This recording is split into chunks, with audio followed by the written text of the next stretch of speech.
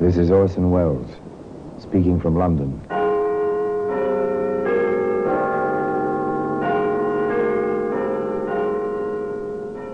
The Black Museum. Here in the grim stone structure on the Thames, which houses Scotland Yard, is a warehouse of homicide.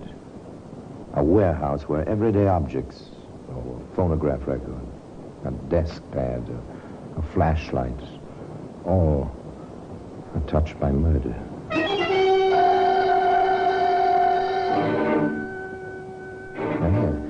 Here's a leather bag. That's a familiar object. A doctor carries a bag like this, or a bank messenger, or a payroll clerk. Neat, compact, light. Not the kind of thing to carry the weight of death. You know, Sergeant, I like to think of all our cases as wrapped up neatly in a bag, like this. One package. I know what you mean, Inspector. This case now, it should have been open and shut. Like that. Today, that leather bag can be seen in the Black Museum.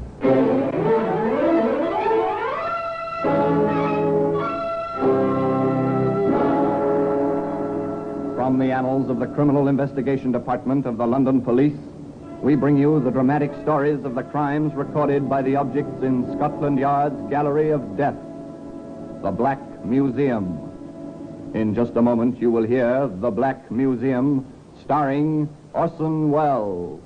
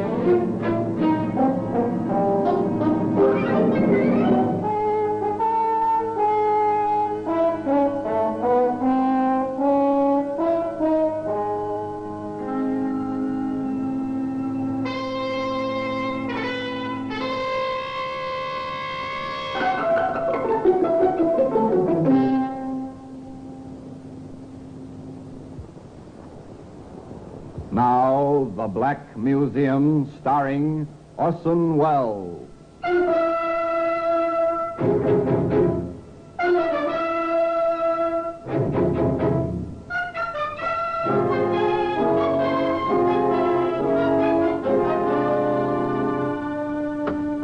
Here we are. Here we are in the Black Museum, Scotland Yard's mausoleum of murder. It's by now a familiar place, at least to me. The vaulted ceiling with its sinister shadows, the stone floor, the endless shelves, the wooden cabinets, all familiar, all dedicated to the memory of murder. Here lies death, dormant now, silent, but still death. Mysterious, though carefully identified by the plain white labels. Repelling, though fascinating. The means to murder, arranged on exhibition. It is a symbol, created with skill for the rhythm of dancing, the sound of revelry. One fingerprint on this spun brass, and from it, the web was spun which brought a killer to his just and proper end. A revolver designed for death. Have you ever heard of Russian roulette or death by chance? There was no chance in the game where this revolver was used. The victim was picked. The murder was deliberate. The leather bag. Part of a puzzle. A jigsaw puzzle involving life and death and greed, which was never quite completed. A puzzle which began in the railroad yard at Alnmouth in the coal district around Newcastle.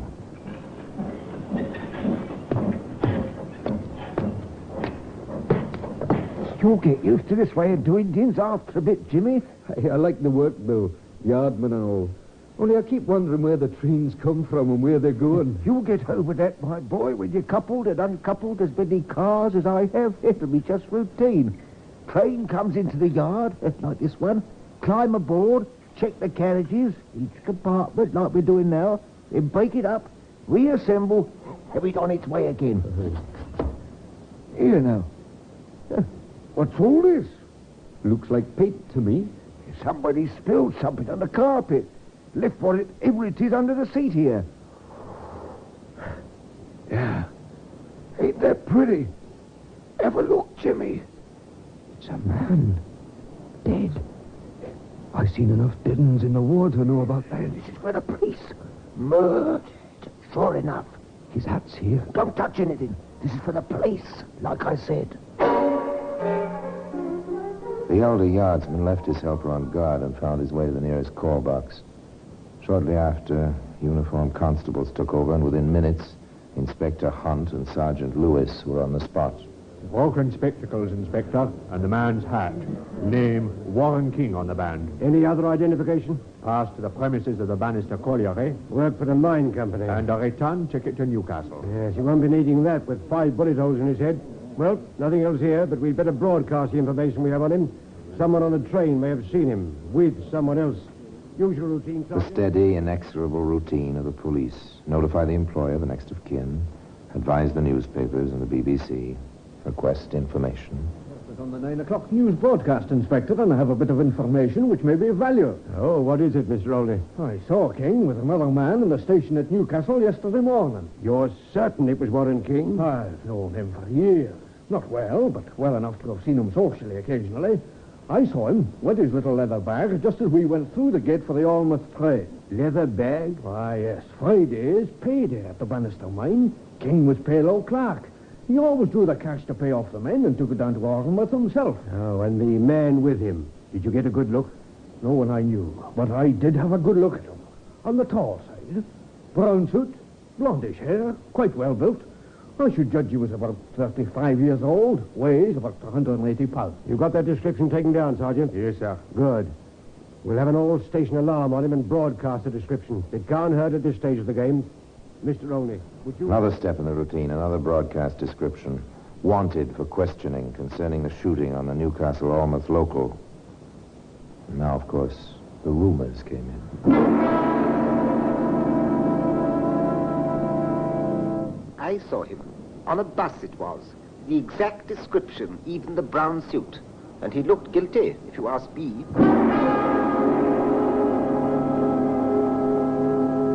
In a pub it was, on High Street, talking to the bartender, flashing a roll the size of your fist. I'd know him again in a minute.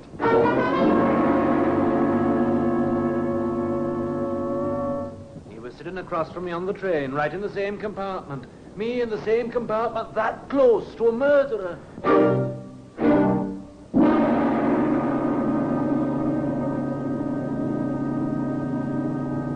Of course, none of them had the right man. One person had a real lead, though. A woman friend of Warren King's. I'd seen Warren occasionally. Nothing important, just platonic. But he did take me out, and I came to know some of his friends. Maybe you have their names, please, miss? As far as I know them. Fred Olney was one. Yes, he's been in to see us. Oh? Then there was Larry Jones and Joe Evans. He's the important one, Why, especially? because he fits the description perfectly.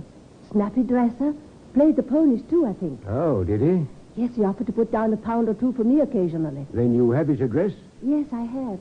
It's over Waddington Way. Sergeant Lewis drove over to the address mentioned for one Joseph Evans. It was a polite inquiry. Is there Joseph Evans lives here? Why, yes, sir. Second floor front. You can go up. He's at home. The sergeant climbed the stairs. All the usual questions came to mind. Was this another wild goose chase? How will this Evans behave? Need I expect trouble? The sergeant knocked on the door of the second floor front. Yes? Mr. Evans? That's right. I'm Sergeant Lewis, CID. My credentials. Oh, come in, Sergeant.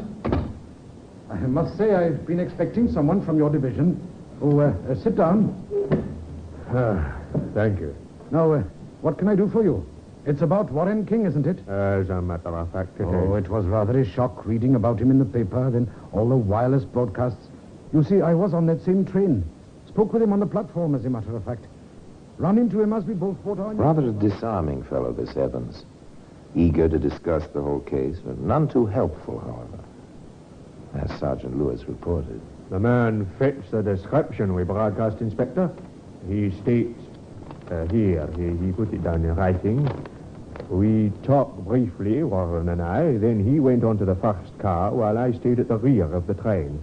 I was on my way to see Campbell of Blue Colliery, but I was into my paper so deeply. I'm a racing fan, and it was Grand National Day that I rode past Stannington, my station, and didn't quite realize it until the train lapsed at the curve outside of Morpeth. I got off at Morpeth and paid the extra fare. Does that check? Yes, sir. The ticket inspector at Morpeth remembers him. What about Campbell, this man at the colliery? I haven't been able to get him yet. He was in the shaft all morning. Well, it might be just as well, Sergeant, if you took the train down there and saw Mr. Campbell personally. One never knows what there is. The Blue Colliery was no different than any other local coal mine in the area. Same black tipple, same cage, same coal dust. Mr. Campbell was the engineer in charge. What's that, police, you say? The CID Newcastle, sir. We're making inquiries concerning a Joseph Evans. I know the man. What about him? Did he have business with you this past Friday? Not that I know of. He says he was on his way down here to see you. He never got here. Were you expecting him? Were such visits a part of his regular schedule? I was not expecting the man. He's a free agent. Comes and goes without hindrance. I've no control over his doing. Thank you, Mr. Campbell. Was this a discrepancy in Evans' story? After all, he hadn't said that Campbell was expecting him. If you don't mind, Mr. Evans, Inspector Hunt would like to ask you a few more questions at headquarters. Evans was quite eager to cooperate. He went along with the sergeant while he was at headquarters. Mr. Evans is quite probably furious by now. Held at the station, waiting for you, Inspector. No doubt. The place doesn't yield very much, does it? Just the pawn ticket so far. Not unusual for a racing fan to have such things in his flat. No, rather run-of-the-mill. We'll check them, though. One of the constables says you want me. You run this building? Run it and own it. I see. Would you mind telling us whether Mr. Evans was regular with his rent? Oh, he is now. He paid the 3 months he owed me last Saturday. And a man carrying a missing payroll was killed on Friday. Or did Joseph Evans make his killing on the Grand National? This would come out eventually, the inspector believed. For the present, the question of legal identification was paramount. There will be 9 men in the room, Mr. Olnip, all of the same description, approximately, as the man you told us you saw with Mr. King on Friday. We'll ask you to pick out that man if he's present. I'll do my best, Inspector. Well, Mr. Olnip? Cigarette from the left. That's the man I saw with Warren King. That's the man we're holding. One question, sir. Did you see him enter the same car as Mr. King? No, sir. I looked away for a moment. When I glanced that way again, they'd both disappeared. I assumed they were riding on a train together. Thank you, Mr. Olnip. The identification parade had yielded some result. Yet all the time, the answer to the riddle lay in the plain leather traveling bag. Yes, that same bag which you can see today in the Black Museum. In just a moment, we will continue with The Black Museum, starring Orson Welles.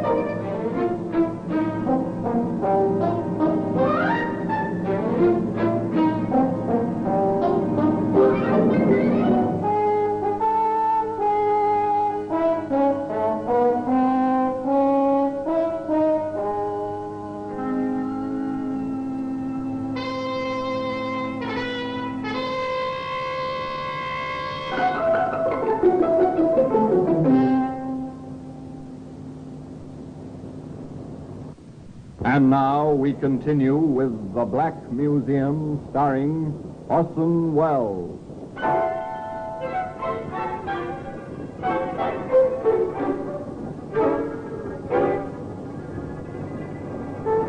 Nothing too much to go on as yet. Motive, opportunity, knowledge of the contents of the leather bag, and an identification. Nevertheless, the police felt that they had to take action. We are holding you, Evans. You'll be formally arraigned in the morning and charged with willful murder. Evans seemed shocked, but made the best of a bad job. I understand, Inspector. But I didn't kill him. That's the truth of it. I didn't kill him. In the meanwhile, some miles from Newcastle, a routine inspection was taking place at the bottom of a shaft of the Bannister mine. Oh, why all this sudden interest in number 3? Hasn't been worked in years. Oh, these timbers seem sound enough. Company's expecting to open up here again. Oh, this defense effort and so on. The shoring does seem all right. Let's get along. Right. This gives me the creeps. Hello. What's this? Shine the lamp over this way a moment, Marty. There you are. Oh, what's this done here? Looks like a paymaster's bag, don't it? Let's have a look inside. Nothing in it but a few coppers. I am thinking we'd do best to report this to the front office. What with old King getting himself done in and all. Yes, you would do best to report this to the front office, gentlemen. You had no business opening that bag in the first place. The front office will turn the bag over to the police. Inspector Hunt and Sergeant Lewis will take it from there. Chances are it is King's bag. It won't be too difficult to get it identified. It's a long way from Morpeth to number 3 shaft at Bannister. Yes, I was thinking exactly that. What train did Evans say he took back to Newcastle? The 11:52. Well, it's mathematics and conjecture now, Sergeant. Did Evans have time to get to that shaft and back to Morpeth before 11:52? I have the timetable and a road map, sir. I'll figure it. Good. Sergeant, how do you feel about the trial? None too easy, sir. You, sir? Well, frankly, I'd feel a lot better if we had the gun and could tie it to Evans. Too many loose ends in this one, Sergeant. Uncomfortable.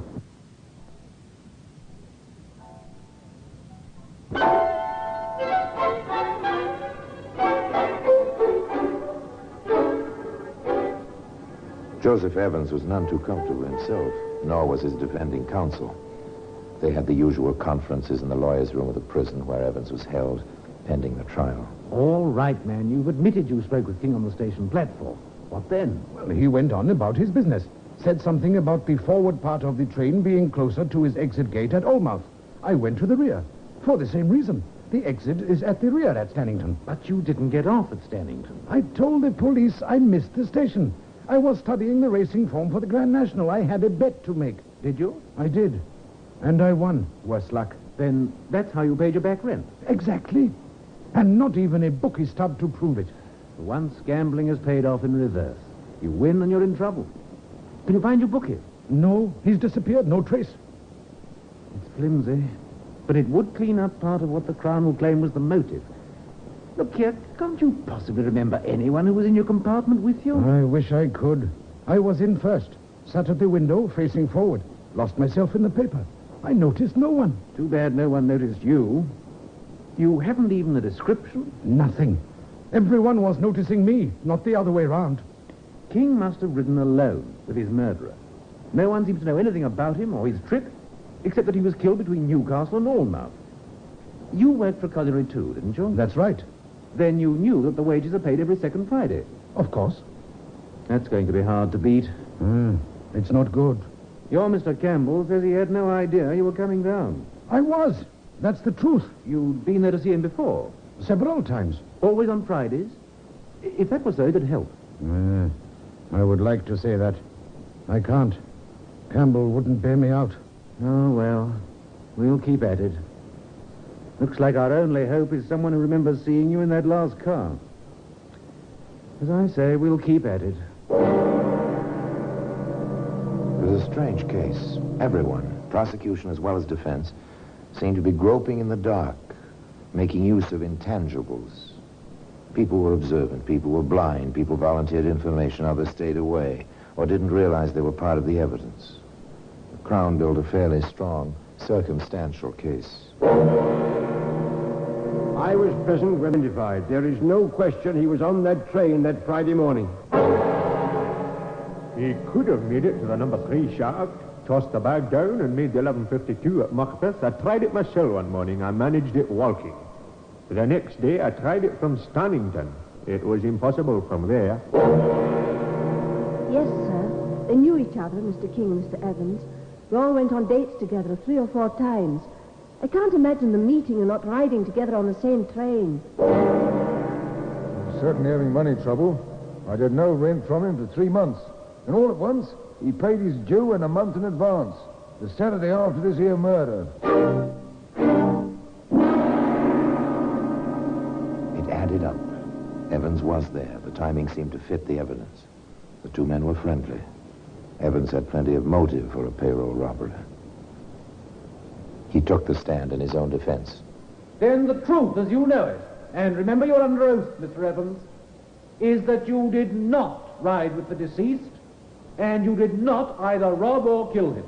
That is the exact truth, sir. Thank you. Your witness. Mr. Evans, you stated under direct examination that you worked for Blue Colliery. Yes, sir. Then you know it is the custom to take the payroll monies from the business offices of the mines at Newcastle to the mines themselves? Well, that has been the custom for many years. I did it myself for a time, some years back. But I always drew the cash from the bank at Morpeth to avoid carrying the cash all that distance. But it still was the custom in most cases to bring the money from Newcastle, and you knew about it. It was not my custom. You knew it was that of others? Well, I never thought about it. I submit, sir, that when you saw the leather bag the deceased was carrying, you realized its contents at once. I never thought about that either. I had my mind on other things. On your financial problem? Among other things. Which you hope to recoup via the Grand National Horse Race? Well, one always hopes. Isn't it possible your reason for going to see Mr. Campbell was to borrow money from him? No. What then? You must have had some good reason for this trip. Well, it was in the line of business. Will you state what line of business? It was about some wages he was paying. On that Friday? I did not know if he paid on that Friday or the next one. You were at the mine the week before? I was. Were the men paid that day? I don't know. I don't remember. Mr. Evans, are you familiar with firearms? At one time I was a guard. I carried a revolver in those days. Where is that revolver now?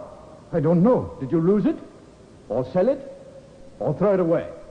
I gave it back to the company with my uniform when I became an inside worker. Does the company own those firearms? Yes. Do you know where they're stored? Yes, I do. I ask you, Mr. Evans, did you take one of those revolvers with you on that Friday morning with intent to kill, use it against Mr. King, clean it and return it to its place before anyone noticed it was missing? No, of course not. Why should I? Can't you think of any good reason, Mr. Evans? No, of course not. I can think of several.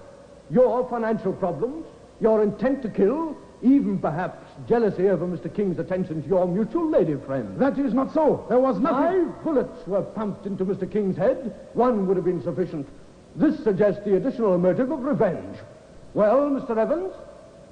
I didn't kill him. I didn't. You can't make me say I did. I didn't do it. I didn't kill him. I didn't. Joseph Evans was not a good witness under cross-examination. He admitted nothing. But the impression that he knew many things which were left unsaid was vivid even in the stenographic record of the trial. The jury retired after 3 days of listening to the evidence. 2.5 hours later, they returned. Joseph Evans rose in the prisoner's box and faced them. The clerk asked, had they reached a verdict? We have. What was their verdict? Find the prisoner guilty. No, I am innocent. I spoke the truth. I never touched him. I didn't do it. I didn't do it. Who spoke the truth? The foreman of the jury or Evans? The only witness could never speak. And that witness, the leather bag, can be found today, as I've told you, in the Black Museum.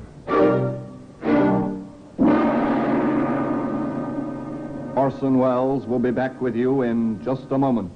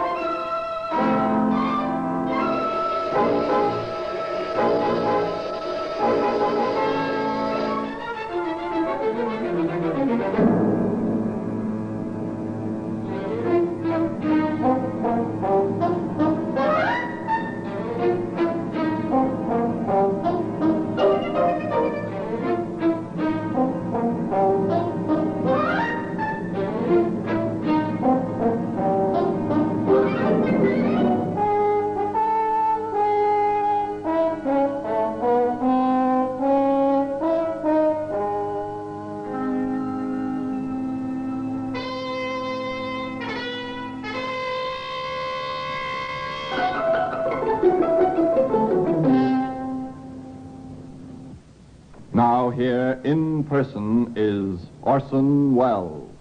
As the inspector said at the beginning of this tale, this case should have been open and shut. It was not. Still, Evans was found guilty by 12 men in the jury box, and he paid for the murder of Warren King at 8 o'clock one morning in Newcastle prison. Despite the missing witnesses on both sides, the people who shared the compartment of that last car of the fatal train, the people Evans claimed could have cleared him, the people who may have seen him in the death compartment several cars forward, the people who might have placed him at the actual scene of the crime. And despite that missing silent witness, the death weapon itself. And now until we meet next time, in this same place, and I tell you another story about the Black Museum, I remain, as always, obediently yours.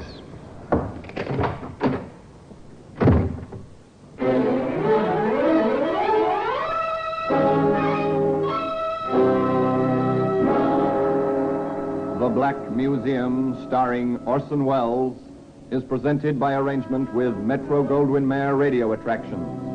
The program is written by Ara Marion, with original music composed and conducted by Sidney Torch. Produced by Harry Allen Towers.